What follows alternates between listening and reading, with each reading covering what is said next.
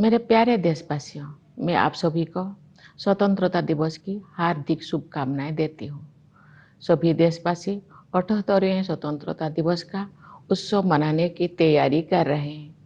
ये देखकर मुझे बहुत खुशी हो रही है। स्वाधीनता दिवस के अवसर पर लहराते हुए तिरंगे को देखना, चाहे वो लाल किले पर हो, राज्यों की राजधानियों में हो या हमारे आसपास हो, हमारे हृदय को उत्साह से भर देता है। ये उत्सव 140 करोड़ से अधिक देशवासियों के साथ अपने इस महान देश का हिस्सा होने की हमारी खुशी को अभिव्यक्त करता है। जिस तरह हम अपने परिवार के साथ विभिन्न त्योहार मनाते हैं, उसी तरह हम अपने स्वतंत्रता दिवस और गणतंत्र दिवस को भी अपने उस परिवार के साथ मनाते हैं जिसके सदस्य हमारे सभी देशवासी हैं। 15 अगस्त के दिन देश विदेश में सभी भारतीय ध्वजारोहण समारोह में भाग लेते हैं, देशभक्ति के गीत गाते हैं और मिठाइयाँ बांटते हैं। बच्चे सांस्कृतिक कार्यक्रम में भाग लेते हैं। जब हम बच्चों को अपने महान राष्ट्र तथा भारतीय होने के गौरव के बारे में बातें करते हुए सुनते हैं, तो उनके उद्गारों में हमें महान स्वतंत्रता सेनानियों की भावनाओं की प्रतिध्वनि सुनाई देती है। हमें ये अनुभव होता है कि हम उस परंपरा का हिस्सा है जो स्वाधीनता सेनानियों के सपनों और उन भावी पीढ़ियों की आकांक्षाओं को एक कड़ी में पिरोते हैं, जो आने वाली वर्षों में हमारे राष्ट्र को अपना संपूर्ण गौरव पुनः प्राप्त करते हुए देखेंगे। इतिहास की इस श्रृंखला की एक कड़ी होने का बोध हमारे अंदर विनम्रता का संचार करता है। ये बोध हमें उन दिनों की याद दिलाता है जब हमारा देश विदेशी शासन के अधीन था। राष्ट्रभक्ति और वीरता से ओतप्रोत देश प्रेमियों ने अनेक जोखिम उठाए और सर्वोच्च बलिदान दिए। हम उनकी पावन स्मृति को नमन करते हैं। उनके अथक प्रयासों के बल पर भारत की आत्मा सदियों की नींद से जाग उठी, अंतर्धारा के रूप में सदैव विद्यमान रही। हमारी विभिन्न परंपराओं और मूल्यों को पीढ़ी दर पीढ़ी हमारे महान स्वाधीनता सेनानियों ने नई अभिव्यक्ति प्रदान की।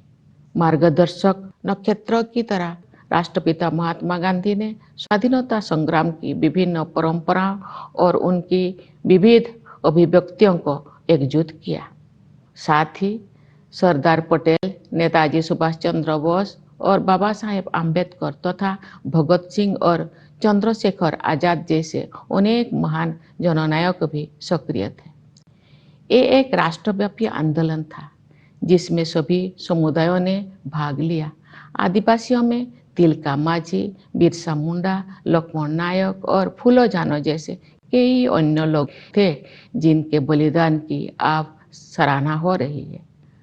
हमने भगवान बिरसा मुंडा की जयंती को जनजातीय गौरव दिवस के रूप में मनाना शुरू किया है। अगले वर्ष उनकी 150वीं जयंती का उत्सव राष्ट्रीय पुनर्जागरण में उनके योगदान को और अधिक गहराई से सम्मान देने का अवसर होगा। मेरे प्यारे देशवासियों, आज 14 अगस्त को हमारे देश विभाजन विभीषिका स्मृति दिवस मना रहा है। ये विभाजन की भयावहता को याद करने का दिन है। जब हमारे महान राष्ट्रों का विभाजन हुआ तो लाखों लोगों को मजबूरन पलायन करना पड़ा। लाखों लोगों को अपनी जान गंवानी पड़ी। स्वतंत्रता दिवस मनाने से एक दिन पहले हम उस अभूतपूर्व मानवीय त्रासदी को याद करते हैं और उन परिवारों के साथ एकजुट होकर खड़े होते हैं जो छिन्न भिन्न कर दिए गए थे। हम अपने संविधान की 75वीं वर्षगांठ मना रहे हैं। हमारे नवस्वाधीन राष्ट्र की यात्रा में गंभीर बाधाएं आई है। न्याय, समानता, स्वतंत्रता और बंधुता के संवैधानिक आदर्शों पर दृढ़ रहते हुए हम इस अभियान के साथ आगे बढ़ रहे हैं कि भारत विश्व पटल पर अपना गौरवशाली स्थान पुनः प्राप्त करे। इस वर्ष हमारे देश में आम चुनाव हुए। कुल मतदाताओं की संख्या लगभग 97 करोड़ थी, जो एक ऐतिहासिक कीर्तिमान है। मानव समुदाय इतिहास की सबसे बड़ी चुनाव प्रक्रिया का साक्षी बने।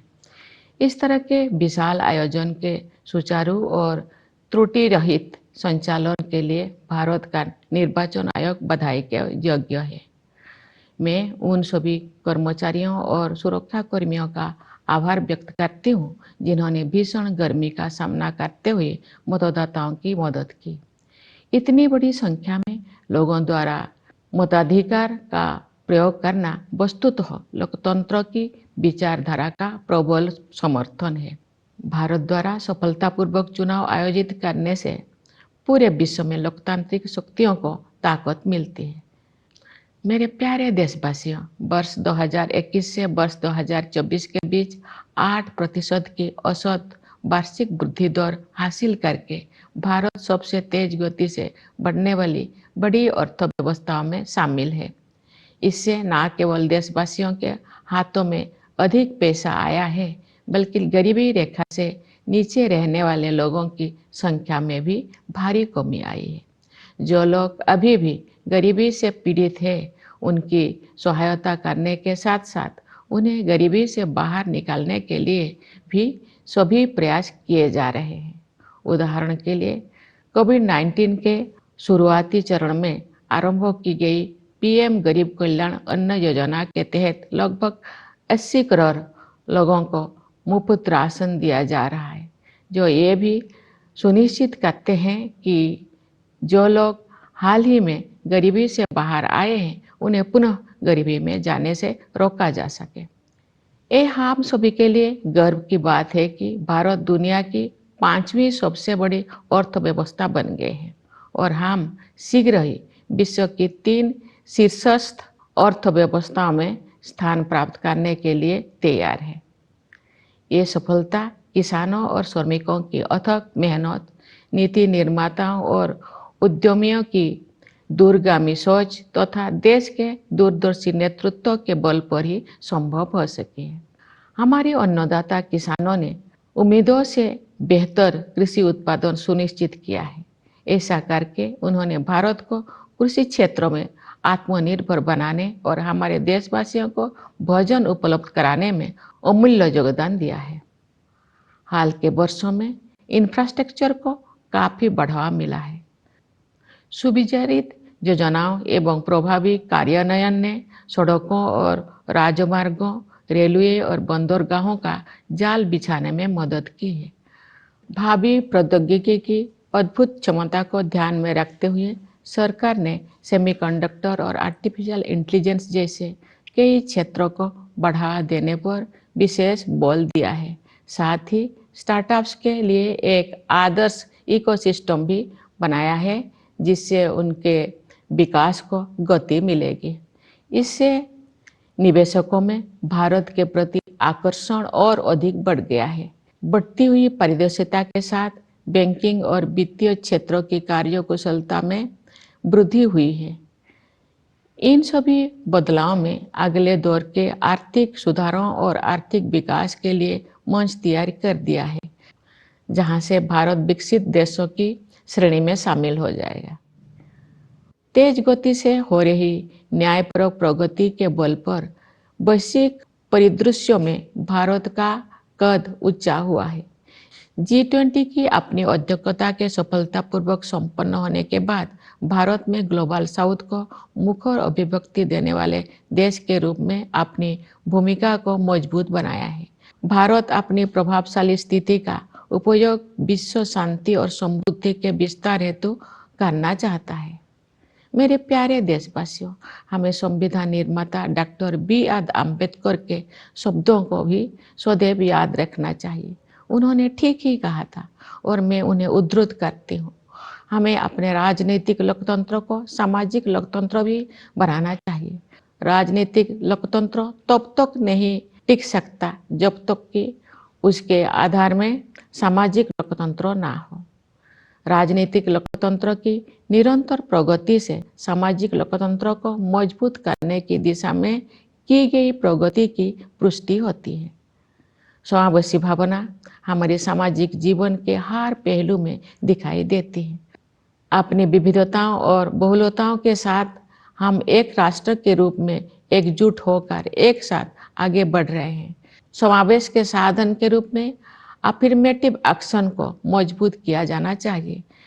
मैं दृढ़ता के साथ ये मानती हूँ कि भारत जैसे विशाल देश में कथित सामाजिक स्तरों के आधार पर कलहों को बढ़ा देने वाले प्रवृत्तियों को खारिज करना होगा। सामाजिक न्याय सरकार की सर्वोच्च प्राथमिकता है।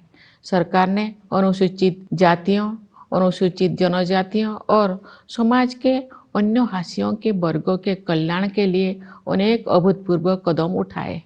उदाहरण के लिए प्रधानमंत्री सामाजिक उत्थान एवं रोजगार आधारित जनकल्याण यानी पीएम सूरज का उद्देश्य हाशिए पर के लोगों को सीधे वित्तीय सहायता प्रदान करना है।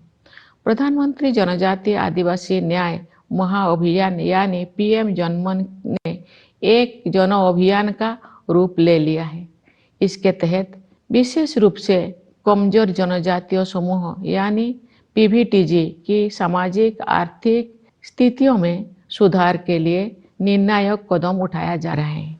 National Action for Mechanised Sanitation Ecosystem यानी नमस्ते योजना के तहत यही सुनिश्चित किया जाएगा कि किसी भी सफाई कर्मचारी को सीवर और सेप्टिक टैंक की सफाई के जख्म भरे काम को हाथों से नहीं करना पड़ेगा। न्याय शब्दों के सबसे व्यापक अर्थ में अनेक सामाजिक आयाम सम्मानित हैं। उनमें से 2 आयामों पर मैं विशेष रूप से जोर देना चाहूँगी। वे आयाम हैं स्त्री पुरुष के बीच न्यायपूर्ण समानता तथा क्लाइमेट जस्टिस। हमारे समाज में महिलाओं को केवल समानता का ही नहीं बल्कि समानता से भी ऊपर का दर्जा दिया जाता है। हालांकि उन्हें परंपरागत पूर्वाग्रह का कष्ट भी झेलना पड़ा है, लेकिन मुझे ये जानकर खुशी होती है कि सरकार ने महिला कल्याण और महिला सशक्तिकरण को समान महत्व दिया है। पिछले दशक में इस उद्देश्य के लिए बजट प्रावधान में 3 गुना से अधिक की वृद्धि हुई है। श्रमबल में उनकी भागीदारी बढ़ी है। इस संदर्भ में जन्म के समय बेटियों के अनुपात में हुई उल्लेखनीय सुधार को सबसे उत्साहजनक विकास कहा जा सकता है। महिलाओं को केंद्र में रखते हुए सरकार द्वारा अनेक विशेष योजनाएं भी लागू की गई है। नारी शक्ति बंधन अधिनियम का उद्देश्य महिलाओं का वास्तविक सशक्तिकरण सुनिश्चित करना है। जलवायु परिवर्तन एक यथार्थ का रूप ले चुका है। विकासशील देशों के लिए अपने आर्थिक प्रतिमानों को बदलना और भी अधिक चुनौतीपूर्ण है। फिर भी हमने उस दिशा में आशा से अधिक प्रगति की है। ग्लोबल वार्मिंग के सबसे गंभीर कुप्रभावों से पृथ्वी को बचाने के लिए मानव समुदाय द्वारा किए जा रहे संघर्षों में अग्रणी भूमिका निभाने पर भारत का गर्व है। मैं आप सभी से अनुरोध करती हूँ कि आप अपने जीवन शैली में छोटे छोटे किंतु प्रभावी बदलाव करें तथा जलवायु परिवर्तन की चुनौती का सामना करने में अपना महत्वपूर्ण योगदान दें। न्याय के संदर्भ में मैं ये भी उल्लेख करना चाहती हूँ कि इस वर्ष जुलाई में भारतीय न्याय संहिता को लागू करने में हमने औपनिवेशिक युग के एक और अवशेष को हटा दिया है। नई संहिता का उद्देश्य केवल दंड देने की बजाय अपराध पीड़ितों के लिए न्याय सुनिश्चित करना है। मैं इस बदलाव को स्वाधीनता सेनानियों के प्रति श्रद्धांजलि के रूप में देखती हूँ। मेरे प्यारे देशवासियों, आज के युवा हमारी स्वतंत्रता की शताब्दी तक के अमृतकाल को यानी आज से लगभग 1/4 सदी के कालखंड को स्वरूप प्रदान करेंगे। उनकी ऊर्जा और उत्साह के बल पर ही हमारा देश नई ऊंचाई तक पहुंचेगा। युवाओं के मनोमस्तिष्क को विकसित करना तथा परंपरा एवं समकालीन ज्ञान के सर्वश्रेष्ठ आयामों को ग्रहण करने वाले नई मानसिकता का निर्माण करना हमारी प्राथमिकता है। इस संदर्भ में वर्ष 2020 से लागू की गई राष्ट्रीय शिक्षा नीति के परिणाम सामने आ रहे हैं। युवा प्रतिभा का समुचित उपयोग करने के लिए सरकार ने कौशल रोजगार तथा अन्य अवसरों को सुलभ बनाने के लिए पहल की है। रोजगार और कौशल के लिए प्रधानमंत्री की 5 योजनाओं के माध्यम से 5 वर्षों में 4 करोड़ 10 लाख युवाओं को लाभ मिलेगा। सरकार की एक नई पहल से 5 वर्षों में 1 करोड़ युवा अग्रणी कंपनियों में इंटर्नशिप करेंगे। ये सभी कदम विकसित भारत के निर्माण में आधारभूत योगदान देंगे। भारत में हम विज्ञान और प्रौद्योगिकी को ज्ञान की खोज के साथ साथ मानवीयता पूर्ण प्रगति के साधन के रूप में देखते हैं। उदाहरण के लिए डिजिटल एप्लीकेशन के क्षेत्र में हमारी उपलब्धियों का उपयोग अन्य देशों में टेम्पलेट के रूप में किया जा रहा है। हाल के वर्षों में भारत ने अंतरिक्ष अनुसंधान के क्षेत्र में अभूतपूर्व प्रगति की है। आप सभी के साथ में भी अगले साल होने वाले गगनयान मिशन के शुभारंभ की उत्सुकता से प्रतीक्षा कर रही हूँ।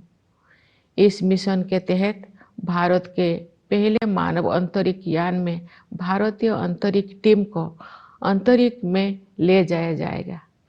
खेल के जगत भी एक ऐसा क्षेत्र है जिसमें हमारे देश ने पिछले दशक में बहुत प्रगति की है। सरकार ने खेल के बुनियादी ढांचे के विकास को समुचित प्राथमिकता दी है और इसके परिणाम सामने आ रहे हैं। हाल ही में संपन्न पेरिस ओलंपिक खेलों में भारतीय दल ने अपना उत्कृष्ट प्रयास किया। मैं खिलाड़ियों की निष्ठा और परिश्रम की सराहना करती हूँ। उन्होंने युवाओं में प्रेरणा का संचार किया है। क्रिकेट में भारत ने T20 विश्व कप जीता, जिससे बड़ी संख्या में क्रिकेट प्रेमी आनंदित हुए। शतरंज में विलक्षण प्रतिभा वाले युवा खिलाड़ियों ने देश को गौरवान्वित किया है। इसे शतरंज में भारतीय युग का आरंभ माना जा रहा है। बैडमिंटन, टेनिस और अन्य खेलों में हमारे युवा खिलाड़ी विश्व मंच पर अपनी पहचान बना रहे हैं। उनकी उपलब्धियों ने अगले पीढ़ी को भी प्रेरित किया है। मेरे प्यारे देशवासियों, पूरा देश स्वतंत्रता दिवस मनाने के लिए तत्पर है। इस उल्लासपूर्ण अवसर पर मैं आप सबको एक बार फिर बधाई देती हूँ। मैं सेनाओं के उन बहादुर जवानों को विशेष बधाई देती हूँ जो अपनी जान का जोखिम उठाते हुए भी हमारे स्वतंत्रता की रक्षा करते हैं। मैं पुलिस और सुरक्षा बलों के कर्मियों को बधाई देती हूँ जो पूरे देश में सतर्कता बनाए रखते हैं। मैं न्यायपालिका और सिविल सेवाओं के सदस्यों के साथ साथ विदेशों में नियुक्त हमारे दूतावासों के कर्मियों को भी अपनी शुभकामनाएं देती हूँ। हमारे प्रवासी समुदाय को भी मेरी शुभकामनाएं। आप सब हमारे परिवार का हिस्सा है। आपने अपनी उपलब्धियों से हमें गौरवान्वित किया है। आप सब विदेशों में भारत की संस्कृति और विरासत का गर्व के साथ प्रतिनिधित्व करते हैं। एक बार फिर मेरी ओर से सभी को स्वाधीनता दिवस की हार्दिक शुभकामनाएं। धन्यवाद। जय हिंद, जय भारत।